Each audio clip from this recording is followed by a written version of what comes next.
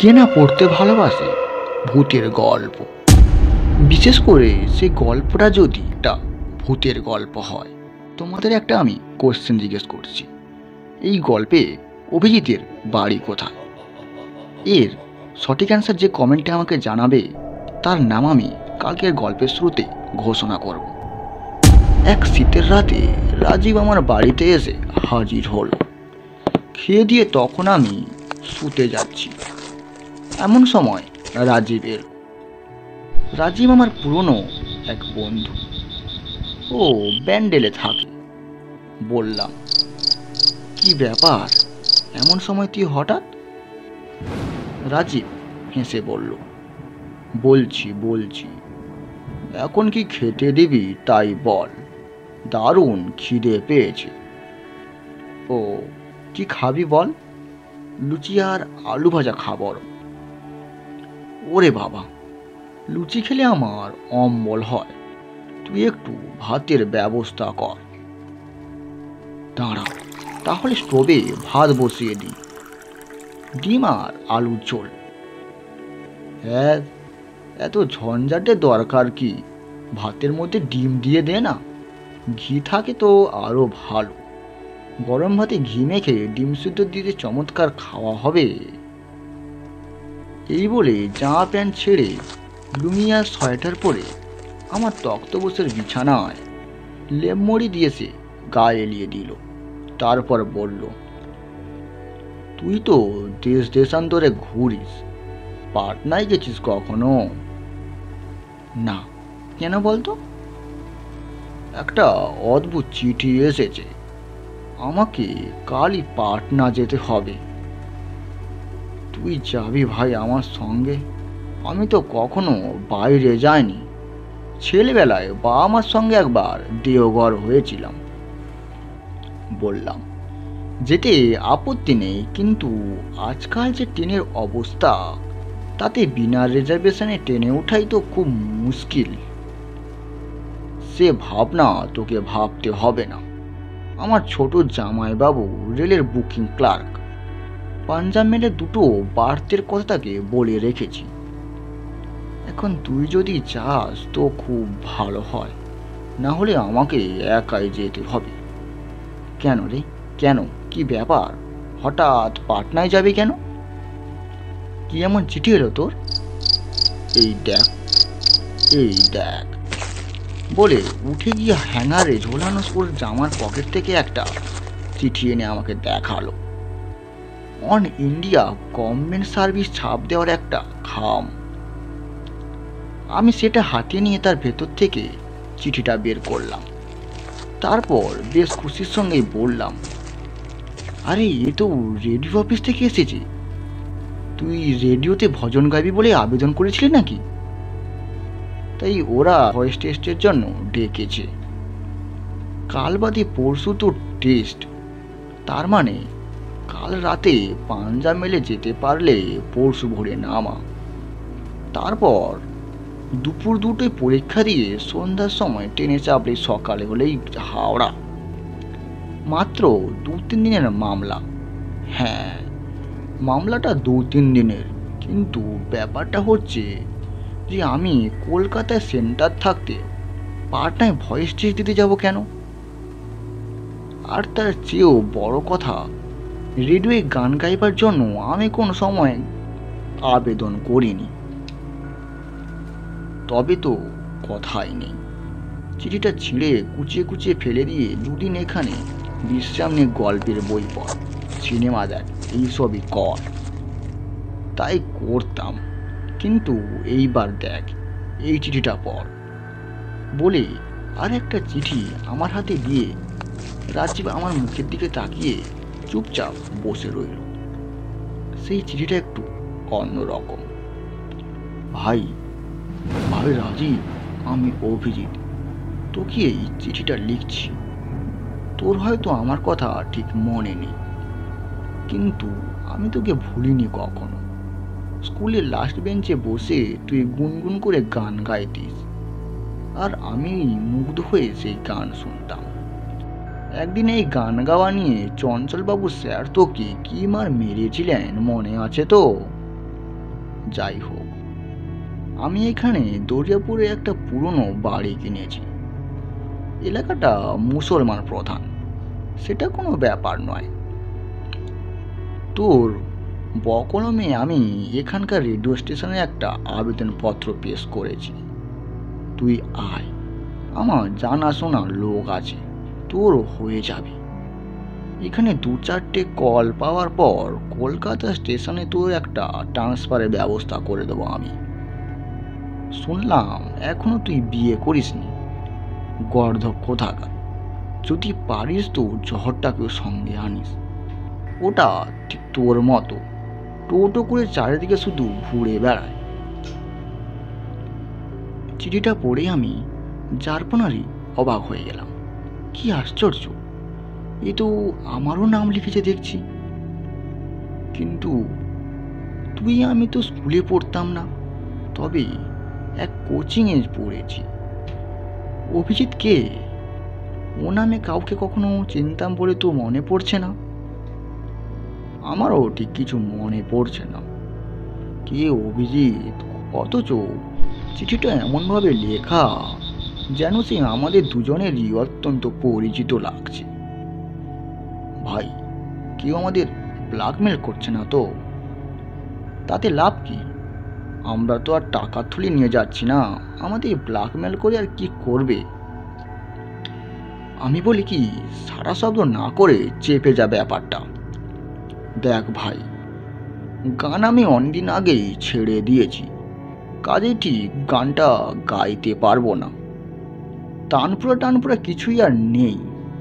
তবুও বিশ্বাস কর, এই আমন্ত্রণে আমার রক্ত দোলা লাগছে। কিন্তু দেখি না একটা পরীক্ষা দিয়ে যদি উতরে যাই। অবশ্য অভিজিতের ব্যাপারটা খুবই রহস্যময়, তবু ওর সঙ্গে দেখা করি, হয়তো কখনো না কখনো পরিচয় ছিল। কিন্তু আশ্চর্য এই যে ও আমার ঠিকানা জানলো কি করে? ব্যান্ডেলে আমরা নতুন গেছি বাড়ি তৈরি করে, এ ঠিকানা তো ওর জানবার কথা নয়। আমি তবুও বলছি, ও আশা ছাড়, বরং বল কোথাও ঘুরতে যেতে চাস? চল ঘুরে আসি 2-4 দিন। দেখ ভাই, তাহলে আমাকে একাই যেতে হচ্ছে। আহা, তুই ভুল বুঝছিস আমাকে। আমি কি সেই কথা বলেছি? শুধু তাই নয়, তুই ভেবে দেখ, রেডিও একটা সংস্থারই সংস্থা। অ্যাপ্লিকেশনে তোর নিজের সই নেই, অন্যে তোর হয়ে সই করেছে, অথচ তুই ওই জাল আবেদনের ডাকে পরীক্ষা দিতে যাবি। এটা ঠিক 2 নম্বরের ব্যাপার নয় কি? ধরা পড়লে কিন্তু ব্যাপারটা খুব কেলেঙ্কারি হয়ে যাবে। হয় হবে, তবু যাব এবং দেখব এই অভিজিৎটা কে। চল তবে। আমি মুখে ওকে বারণ করলেও কৌতূহল আমারও কম ছিল না। সেই রাতটা দুবনুতে গল্পগুজব করে কাটিয়ে দিয়ে পরদিন সকালে রিজার্ভেশনের জন্য স্টেশনে গেলাম। টিকিটের অবশ্য অসুবিধা হলো না। ও ছোট জামাইবাবু সৌজন্য 5 আপে 2টো বার্থ পেয়ে গেলাম, সঙ্গে টাকা করিও নিলাম বেশি করে। ঠিক হলো, পাটনার কাজ শেষ হলে রাজগীর কিংবা বেনারসি গিয়ে কাটিয়ে আসবো কয়েকটা দিন। এখন ঠিক অঘ্রাণের শেষ, এই কনকনে শীতে বিহার ইউপি দর্শনীয় স্থানগুলি ঘুরে বেড়াতে খুব মন্দ লাগবে না। সে কি দারুণ একটা আনন্দ। পরদিন রাতের গাড়িতে পাটনা। কোচে থিয়েটারে শুয়ে হোটেলের কষা মাংস আর তান্দুরি রুটি খুব খেতে মন চাইল। যেন বদ্ধ খাঁচা থেকে মুক্ত হওয়া পাখির মতো ডানা মেরে উঠছি আমরা। প্রচণ্ড শীতের দাপট ঢাকতে সারা গায়ে কম্বল দিয়ে ট্রেনের দোলায় দুলতে দুলতে কখনো জেগে কখনো ঘুমিয়ে এক অপূর্ব নিশিযাপন করতে লাগলাম। শেষ রাতে ট্রেন পাটনা জংশনে এলো। আমরা কনকনে শীতের মধ্যে ট্রেন থেকে নেমে প্ল্যাটফর্মের ওভারব্রিজ হয়ে পার হয়ে গেলাম। তারপর গেটে টিকিট জমা দিয়ে দ্বিতীয় শ্রেণীর ওয়েটিং রুমে গিয়ে দাঁড়ালাম। চারিদিকে খুবই লোকজন, কোথাও পা রাখা ঠিক জায়গা নেই। এই দারুণ শীতে গাঁথা কম্বল মুড়ি দিয়ে মেঝেতে সবাই শুয়ে আছে। আমরা অযথা এদিক সেদিক পায়চারি করতে লাগলাম। বসবার কোনো জায়গা না পেয়ে স্টেশনের বাইরে এসে স্টেশনের কাছে একটা চায়ের দোকানে চায়ের আড্ডা দিলাম।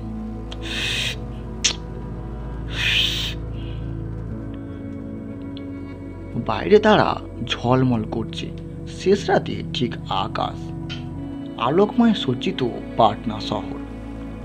সত্যি বলতে কি, সেই প্রচণ্ড শীতে কাঁপতে কাঁপতে এই নতুন পরিবেশে এরকমই একটা মুহূর্ত গাঢ় দুধের তৈরি গরম চা ভাঁড়ে করে খেতে কি যে আরাম লাগছিল তা ঠিক তোমাদের বলে বোঝাতে পারবো না। তা বলে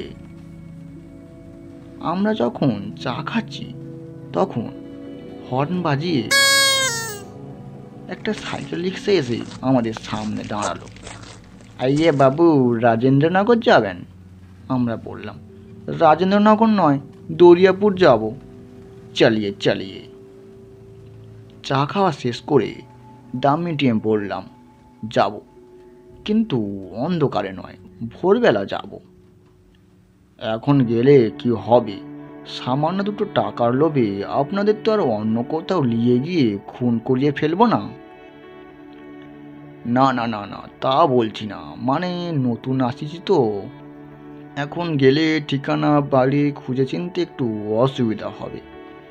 কিছু অসুবিধা হবে না গো আপনাদের, আমি আছি তো।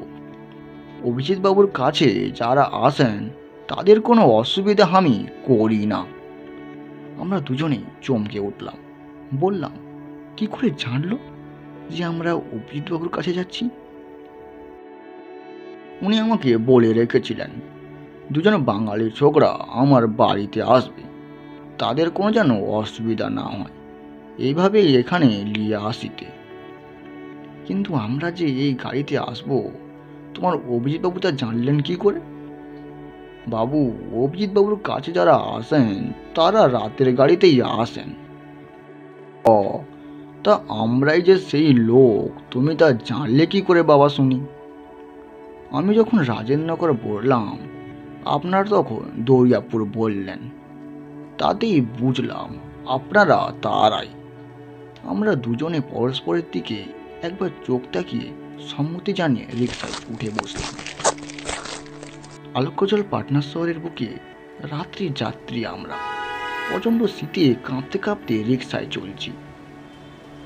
রিক্সার সামনে ভেঁপু বাজে দ্রুত গতিতে এপথ সেপথ করে দরিয়াপুরের দিকে এগিয়ে চলল। এইভাবে অনেকটা পথ যাওয়ার পর বড় রাস্তা ছেড়ে বস্তি অঞ্চলের গলিতে ঢুকলো। এতক্ষণে তবুও পথে ঘাটে দু একজন মানুষ বা কোথাও যানবাহন চলছিল। দোকানপাট বন্ধ থাকিলেও রেড লাইটে পথঘাট ঠিক উজ্জ্বল ছিল। এখন সেই গলির নরকে শুধু অন্ধকার আর অন্ধকার। এই গলি সে গলি করে কোথায় যে নিয়ে চলিল তা কেবল সেই জানে। তারপরে একটা বাড়ির সামনে এসে অনবরত ভেঁপু বাজাতে লাগলো। আমরা বললাম, বাবু, এই বাড়িটা নাকি? হ্যাঁ হ্যাঁ, এই বাড়ি, ইয়ে মকান অভিজিৎ বাবু কা। আমরা তখন দরজায় কড়া নেড়ে ডাকতে লাগলো, অভিজিৎ, অভিজিৎ, অভিজিৎ। দু একবার ডাকার পর ভেতর থেকে সাড়া এলো, হ্যাঁ, 1 মিনিট দাঁড়া, আমি আসছি। আমরা দরজা খোলার অপেক্ষায় দাঁড়িয়ে রইলাম। এমন সময় হঠাৎ খেয়াল হলো রিক্সাটা সেখানে নেই। তাই তো, গেল কোথায়? ভাড়াও তো দেওয়া হয়নি। চেয়ে দেখলাম রিক্সাটা গলির বাঁকে হারিয়ে যাচ্ছে। এমন সময় দরজা খুলে গেল।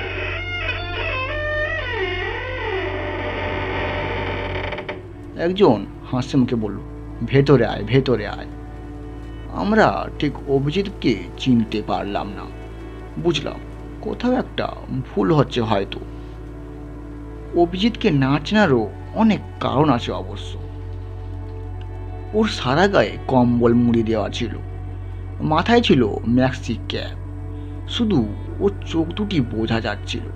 যাই হোক, অভিজিতের পেছন পেছন আমরা ঘরে ঢুকে সোফায় বসলাম। ঘরের দেওয়ালে অনেক আঁকা ছবি টাঙানো আছে। অভিজিৎ হেসে বলল, ওগুলো সব আমারই আঁকা। আমি বললাম, তোমার চিঠি পেয়ে আমরা এখানে চলে এসেছি, কারণ রেডিও প্রোগ্রামের তারিখ আজই। অথচ আশ্চর্য দেখো, তোমার কথা তো আমরা ভুলে গিয়েছিলাম। সত্যি বলতে সত্যি বলতে কি, এখনো ঠিক তোমাকে আমি চিনতে পারছি না। চা না কফি? রাজীব বলল, এই তো চা খেয়েই এলাম। চা দারুণ ঠান্ডা, তবে এবার একটু কফি হলে ঠিক মন্দ হয় না। অভিজিৎ উঠে গেল। তারপর আমাদের দুজনের জন্য 1 কাপ করে কফি নিয়ে চলে এলো, সঙ্গে একটা ক্রিম কেক আর বিস্কুট। আশ্চর্য, কফি কি আমাদের জন্য তৈরি ছিল? এই প্রশ্নটা আমাদের দুজনের মনের মধ্যে ঘুরপাক খেতে লাগলো।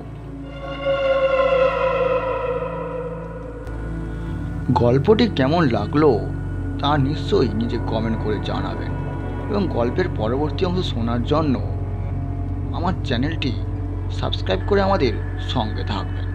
এবং যারা আমার চ্যানেলটি সাবস্ক্রাইব করেছেন এবং আমার পাশে আছেন, তাদের জন্য অসংখ্য অসংখ্য